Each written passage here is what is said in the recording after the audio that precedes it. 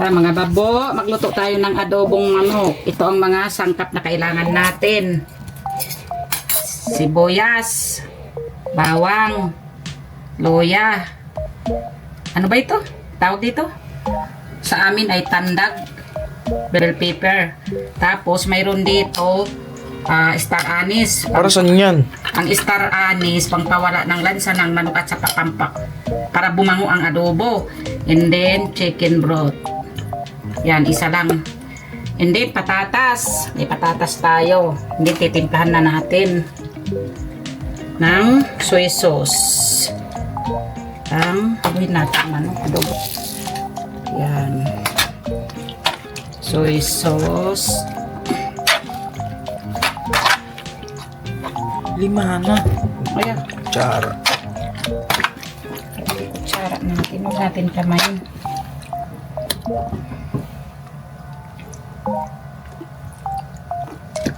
And then, ibabad muna natin na. Babad. Depende sa atin kung karaming ilagay natin na toyo na soy sauce. And then, paminta. Pagkahan natin ng paminta. Ay, masyadong gusto. Haluin natin ng maigi para mag-absorb yung paminta at saka asukal at saka soy sauce. Ang lutuin mo? Chicken adobo. Yan. Yan.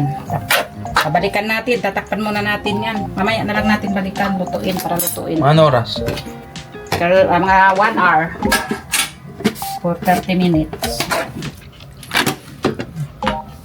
Kasi isa, dua to.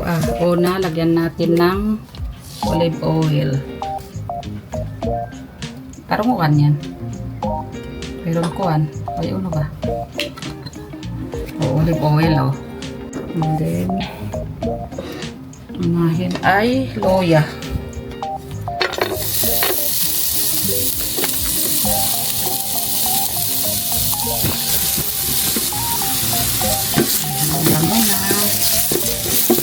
Mga babo.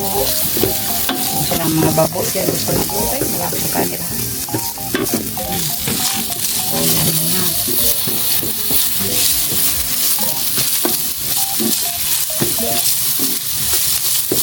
Dapat ang buo yung lola. Kulay ano, kulay brown.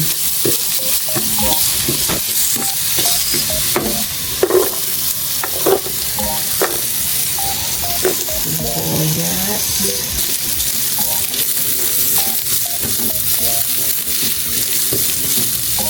Isa na tayo. Isa lang ang lutuan ko kasi hindi pwede magparami ng gamit dito. Maliit lang ang pinitilahan namin. Ang maraming bawang. Marami-ramihin natin ang bawang, mga babo.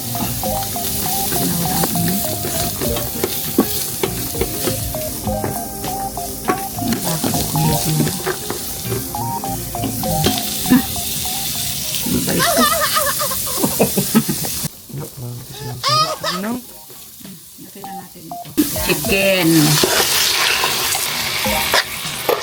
Yan.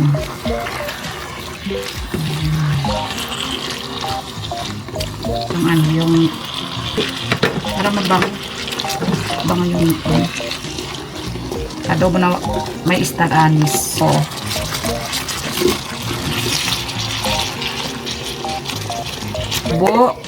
balikan natin. After 30 minutes, haluin natin ulit. Lagyan natin ng vinegar. Ilang kutsara. 3. And then, yung chicken broth. Diyan natin ng kunting namnam. Optional lang nga ang namnam. Kung gusto niyo. Kung hindi, stir sauce. Haluin natin.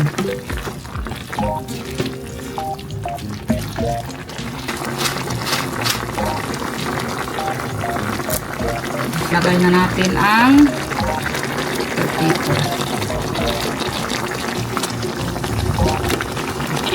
Babalikan natin after 30 minutes. Ayan. Ayan, luto na.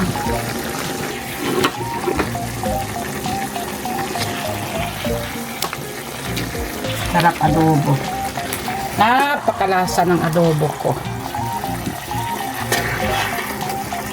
Sarap ang adobo ko mga babo. Kumon kita yun. Masarap ito mga babo. Yan, sarap. Bye-bye. See you next time.